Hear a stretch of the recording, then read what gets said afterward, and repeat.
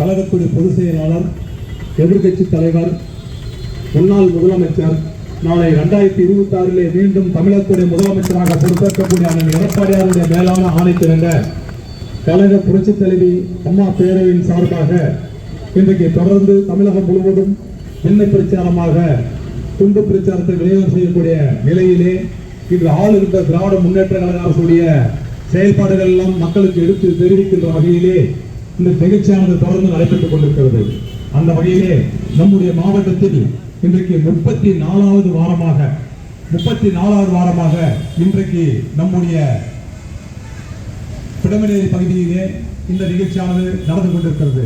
இந்த நல்ல நிகழ்ச்சியிலே எனக்கு முன்னாலே தலைமையேற்று நல்ல கருத்துக்களை எல்லாம் உங்களுக்கு எடுத்துக்கூடி நிகழ்ச்சியிலே பங்கேற்றுக் கொண்டிருக்கக்கூடிய அம்மா பேரவையுடைய மாவட்ட செயலாளரும் முன்னாள் நகர்மன்ற தலைவருமாகிய சகோதரர் SR வெற்றிவேல் அவர்களே, இந்த நிகழ்ச்சியிலே வரவேற்புரை நிகழ்ச்சி இந்த நிகழ்ச்சியிலே கலந்து கொண்டு சிறப்பித்துக் கொண்டிருக்கக்கூடிய முன்னாள் பொதுக்குழு உறுப்பினர் சகோதரர் பச்சையப்பன் அவர்களே, இந்த நிகழ்ச்சியில் எனக்கு முன்னாலே இன்று ஆளுகின்ற திராவிட முன்னேற்ற கழக அரசுடைய மக்கள் விரோத செயல்கள் எல்லாம் உங்களுக்கு பல்வேறு வகையிலே எடுத்து கூறி நிகழ்ச்சியிலே பங்கேற்றுக் கொண்டிருக்கக்கூடிய தருமபுரி வடக்கு ஒன்றிய கழகத்துடைய செயலாளரும் பாப்பிரெட்டிப்பட்டி தொகுதி சட்டமன்ற உறுப்பினருமாகிய சகோதரர் கோவிந்தசாமி அவர்களே, அதற்கு முன்பாக கருத்துக்களை வழங்கிய நல்லம்பள்ளி கிழக்கு ஒன்றிய கழகத்துடைய ஒன்றிய செயலாளர் சகோதரர் NGS சிவபிரகாசம் அவர்களே, நிகழ்ச்சியிலே பங்கேற்றுக் கொண்டிருக்கக்கூடிய நல்லம்பள்ளி மேற்கு ஒன்றிய கழகத்துடைய செயலாளர் சகோதரர் SC பழனி அவர்களே, மற்றும் இந்த நிகழ்விலே கருத்துக்களை கூறி நிகழ்ச்சியிலே பங்கேற்றுக் கொண்டிருக்கக்கூடிய தருமபுரி நகர் கழகத்துடைய செயலாளர் பூக்கடை ரவி அவர்களே, மற்றும் நிகழ்ச்சியிலே கலந்து கொண்டிருக்கின்ற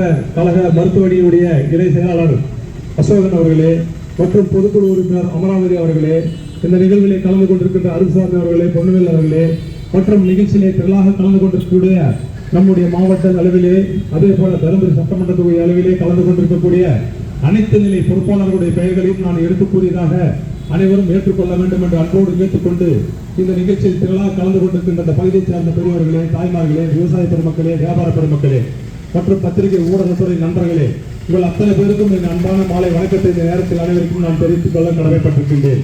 எனக்கு முன்னாலே பேசியவர்கள் கருத்துக்களை எல்லாம் நீங்கள் உற்று நோக்கிறீர்கள், எண்ணி பார்க்க வேண்டும்.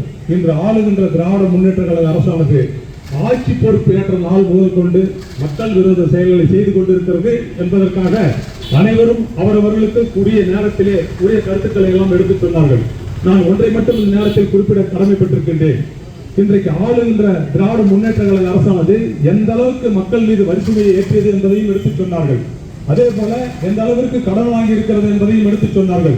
நீங்கள் எண்ணி பார்க்க வேண்டும், இவர்கள் ஆட்சி பொறுப்பேற்ற நாள் முதல் கொண்டு இன்று வரை நம்முடைய தமிழகத்திலே இயற்கை சீற்றம் என்பது எதுவுமே கிடையாது. ஆனால் அண்ணன் எடப்பாடியார் அவர்கள் ஆட்சி பொறுப்பேற்ற பிறகு இடையிலேயே புரட்சித் தலைவர் அம்மாவுடைய மறைவுக்கு பின்பாக அண்ணன் எடப்பாடியார் அவர்கள் ஆட்சி பொறுப்பேற்ற காலம் முதல் கொண்டு அவர் கையாளாகாத முதலமைச்சர், அவரால் எதையும் செய்ய முடியாது, எந்த திறமையும் கிடையாது, அவர் ஒரு விவசாய பெருமகன், ஆகவே அவரால் நிர்வாகம் செய்ய இயலாது என்று ஏளனம் பேசியவர்கள் எல்லாம் அன்றைக்கு எதிர்கட்சியாக இருந்தவர்கள் இன்றைக்கு ஆளுங்கட்சியாக இருக்கக்கூடியவர்கள். ஆனால் நிலைமை என்ன? கொரோனா என்ற பெரிய தொற்று 2 ஆண்டு காலம் தமிழகத்தை மாற்றி வதைத்தது. அரசுக்கு வர வேண்டிய வருமானம் எதுவுமே இல்லை.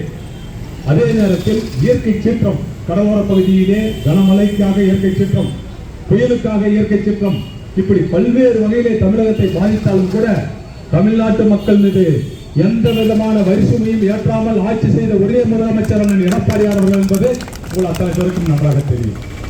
நாங்கள் உண்மைக்கு புறமான செய்தியை சொல்லவில்லை, உண்மை நிலை அதுதானே. ஆனால் இன்றைக்கு நிலைமை என்ன? எந்த இயற்கை சீற்றமும் வரவில்லை. ஆனால் மக்களுக்கு கொடுக்கப்பட்ட திட்டங்களை எல்லாம் நிறுத்திவிட்டார்கள். இன்றைக்கு நாங்கள் புதியதாக திட்டங்களை அறிவிக்கிறோம் என்று சொல்கிறார்கள், எந்த திட்டமும் செயல்படவில்லை. புதிதாக குழுக்களை போடுகிறோம் என்று சொல்கிறார்கள், எந்த குழுக்களும் செயல்பட்டதில்லை. ஆனால் அன்றாட பள்ளியிலே படிக்கக்கூடிய அந்த மாணவ செல்வங்கள் பயன்படக்கூடிய வகையிலே இன்றைக்கு மடிக்கணினி, லேப்டாப் கொடுக்கப்பட்டு வந்தது. அதை கூட கொடுப்பதற்கு வக்கில்லாத அரசுதான் இன்று ஆளுகின்ற திமுக அரசு என்பது அனைவருக்கும் நன்றாக தெரிந்தது.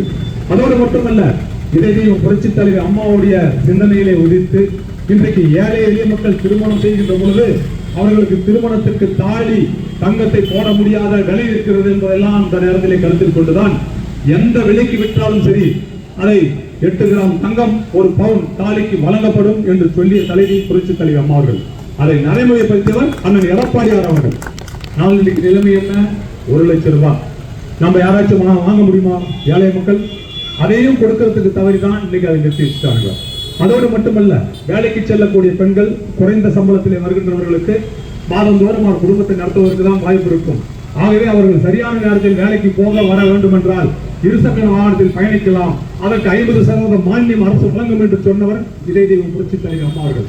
அதற்காக 3 லட்சம் அந்த பெண்களுக்கு, பணிக்கு செல்லக்கூடிய பெண்களுக்கு அந்த இருசக்கர வாகனத்தை 50% மானியத்திலே வழங்கிய தலைவர் அண்ணன் எடப்பாடியார் அவர்கள். இதுவும் நிறுத்தப்பட்டு இருக்கிறது. மீதி எல்லாம் எனக்கு முன்னால பேசணும் நிறைய எடுத்து சொன்னாங்க, பல்வேறு திட்டங்கள் நிறுத்தப்பட்டிருக்கிறது என்று. ஆனால் இன்றைக்கு நிலைமை என்ன? மக்களுக்கு 1000 ரூபாய் தருகிறேன் மாதந்தோறும் என்று தேர்தல் நேரத்தில் வாக்குறுதி கொடுத்தார்கள் ஒவ்வொரு குடும்ப தலைவிக்கும். ஆனால் கொடுத்தது எவ்வளவு பேருக்கு? 1,15,00,000 பேர் கொடுத்தாங்க. எவ்வளவு பேர் இருக்காங்க? 2,35 லட்சம் குடும்பத்தில பாதி கொடுத்தாங்க. மீதி இருக்கிறவங்களுக்கு எப்ப கொடுக்குறாங்களா? டிசம்பர் மாதத்துல தகுதி உள்ளவங்களுக்கு கொடுக்குறாங்களா? டிசம்பர் மாதத்துல தகுதி உள்ளவங்களுக்கு கொடுத்தாங்களா? ஒரு 10 லட்சம் பேர் கொடுப்பாங்களா? 15 லட்சம் பேர் கொடுப்பாங்க. எத்தனை மாசத்துக்கு கொடுக்குறாங்க? அதுக்கப்புறம் 3 மாசத்துக்கு கொடுக்குறாங்க. 3 மாசம் கழிச்சு என்ன வருது? எலெக்ஷன் வருது. ஆக மக்களை ஏமாற்றுகின்ற வகையிலே தான் இந்த திமுக ஆட்சி நடந்து கொண்டிருக்கிறத தவிர மக்களுக்கு உதவி செய்கின்ற வகையில் இல்லை என்பதை நீங்கள் அனைவரும் தெரிந்து கொள்ள வேண்டும் என்று இந்த நேரத்தில் கேட்டுக்கொண்டு, அதோடு மட்டுமல்ல, இன்றைக்கு 1000 ரூபாய் ஒரு குடும்ப தலைவிக்கு தருகிறேன் என்று சொல்லுகிறார்கள். ஆனால் இங்கே இருக்கின்ற பகுதியில் வாழ்ந்து கொண்டிருக்கின்றவர்கள் எல்லாம் விவரம் தெரிந்தவர்கள். எண்ணி பார்க்க வேண்டும். ஒரு மாதத்திற்கு எடப்பாடியாருடைய ஆட்சி காலத்தோடு இன்றைக்கு இருக்கின்ற திமுக ஆட்சி காலத்தோடு ஒப்பிட்டு பார்த்தீர்கள் என்றால் குடும்ப தலைவிக்கு ஒவ்வொருவருக்கும் நன்றாக தெரியும். 1000 ரூபாயை கொடுத்து விட்டு மாதந்தோறும் செலவு ஒரு குடும்பத்துக்கு 10,000 ரூபாய் கூடுதல் ஆகக்கூடிய நிலைமைதான் இன்றைக்கு இருக்கிறது என்பதை அத்தனை பேரும் அறிய வேண்டும். ஆகவே இந்த பகுதியில் வாழ்ந்து கொண்டிருக்கின்ற அத்தனை பேருமே நான் அன்போடு கேட்டுக்கொள்வதெல்லாம், புரட்சி தலைவர் எம்ஜிஆர், புரட்சி தலைவர் அம்மாவுடைய ஆட்சி அண்ணன் எடப்பாடியாருடைய தலைமையிலே மிக சிறந்த முறையிலே 4 ஆண்டு காலம் நடந்தது. ஆனால் இன்றைக்கு மக்களை ஏமாற்றுகின்ற வகையிலே செயல்படுகின்ற திராவிட முன்னேற்ற கழக ஆட்சி செயல்பட்டுக் கொண்டிருக்கிறது என்பது அத்தனை பேருக்கும் நன்றாக தெரியும். எதை எடுத்தாலும் இன்றைக்கு சொல்லினார்கள் மின்சார கட்டணம் உயர்வு, அது இல்லைன்னு யாராச்சும் மறுக்க முடியுமா?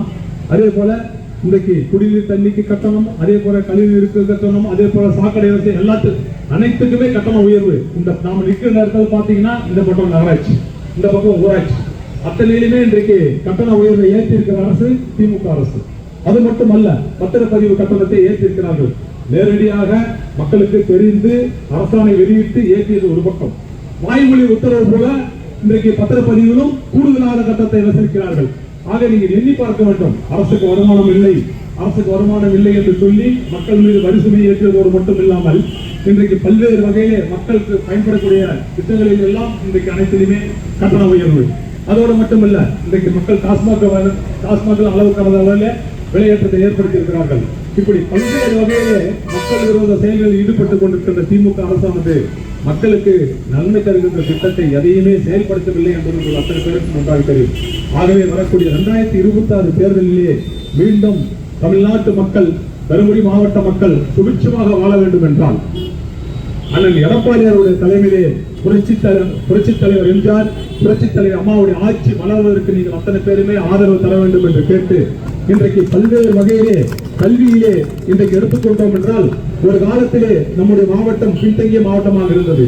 இன்றைக்கு நம்முடைய மாவட்டம் முன்னேறிய மாவட்டமாக இன்றைக்கு கல்வியிலே திகழ்ந்து கொண்டிருக்கிறது என்றால் அதுக்கு வித்திட்டவர் இதய புரட்சி தலைவர் அம்மா அவர்களும் அண்ணன் எடப்பாடியார் அவர்களும் என்பதை யாரும் மறுக்க முடியாது. அதோடு மட்டுமல்லாமல் ஒரே ஆண்டிலே இன்றைக்கு 11 மருத்துவக் கல்லூரியை தமிழகம் முழுவதும் கொண்டு வந்தவர் அண்ணன் எடப்பாடியார் அவர்கள். இன்றைக்கு 4.5 ஆண்டு காலம் திமுக ஆட்சி, ஒரு மருத்துவக் கல்லூரி கொண்டு வர முடியுதா? எண்ணி பாருங்கள். மருத்துவக் கல்லூரி வருவதால என்ன பிரயோஜனம் நினைக்கலாம். மருத்துவக் கல்லூரி வருகின்ற காரணத்தினால் அந்தந்த மாவட்டத்துடைய தலைநகரிலே மருத்துவமனையானது ஏழை எளிய மக்களுக்கு பயன்படுகின்ற வகையிலே அது சிறப்பான முறையிலே செயல்படுகின்ற இலக்கை கணக்கு வைத்துதான் அன்றைக்கு மருத்துவ கல்லூரியை கொண்டு வந்தார். அது மட்டுமல்ல, இன்றைக்கு மாணவர்கள் சேர்க்கையிலே பார்க்கின்ற பொழுது 7.5% உள் ஒதுக்கீட்டை கொடுத்து நம்முடைய மாவட்டத்தில் 5 சட்டமன்ற தொகுதி இருக்கிறது. தமிழகம் முழுவதும் இருக்கக்கூடிய அனைத்து மாவட்டத்திலும் கிடையாது. அதிகப்படியான மாணவர்கள் இன்றைக்கு 7.5% அரசு உதவியோடு கட்டணமே இல்லாமல் கல்லூரி கட்ட வேண்டிய கட்டணம், விடுதி கட்டணம் அனைத்துமே எடப்பாடியார் அவர்கள் உத்தரவின் அடிப்படையிலே அரசை செலுத்தும் என்று சொன்னார். அதன் அடிப்படையிலே 2வது இடத்திலே அதிகப்படியான மாணவர்கள் சேர்ந்த மாவட்டம் தருமபுரி மாவட்டம் என்ற நிலை இருக்கிறது. அதை யாரும் மறுக்க முடியாது. ஆக இப்படி கல்வியிலே உயர்ந்த இடத்திற்கு வருவதற்காக வித்திட்டார் இதே புரட்சித் தலைவர் அம்மா அவர்களும் அண்ணன் எடப்பாடியார் அவர்களும். நம் மாவட்டத்தில் இல்லாத கல்லூரிகளே இல்லை. அதே போல் நம் மாவட்டத்தில் இருக்கிறவர்கள் வெளி மாவட்டத்தில் சென்று படிக்கக்கூடிய வசதி இல்லை என்ற காரணத்தினால் நம்முடைய மாவட்டத்திலே கூடுதல் கல்லூரியை கொடுத்தவரும் அண்ணன் எடப்பாடியார் அவர்கள். ஆக இன்றைக்கு படிப்பிலே ஆகட்டும், அதோட தகுதி தேர்விலே அதிகப்படியான மாணவர்கள் மாணவிகள் தேர்ச்சி பெற்று பணிக்கு செல்லக்கூடிய மாவட்டத்திலும் நம்முடைய மாவட்டம் முதன்மை மாவட்டமாக இருக்கிறது என்பதையும் இந்த நேரத்தில் கோரிட்டு, அதற்கு வித்திட்ட அனைத்து இந்திய அண்ணா திராவிட முன்னேற்ற கழக ஆட்சி என்பதை மனதில் கொண்டு மீண்டும் தமிழகத்திலே அண்ணன் எடப்பாடியார் அவர்கள் 2026 முதலமைச்சராக பொறுப்பேற்று புரட்சித் தலைவர் எம்ஜிஆருடைய ஆட்சி, புரட்சித் தலைவர் அம்மாவுடைய ஆட்சி அண்ணன் எடப்பாடியார் தலைமையிலே மலர்வதற்கு நீங்கள் அத்தனை பேருமே உறுதுணையாக இருக்க வேண்டும் என்று கேட்டு, ஆதரவை தர வேண்டும் என்று கேட்டு, இந்த நல்ல வாய்ப்பை உருவாக்கி கொடுத்த அம்மா பேரவைக்கு நன்றி தெரிவித்து விடைபெறுகிறேன். நன்றி, வணக்கம். நன்றி உரை நடராஜ் அவர்கள்.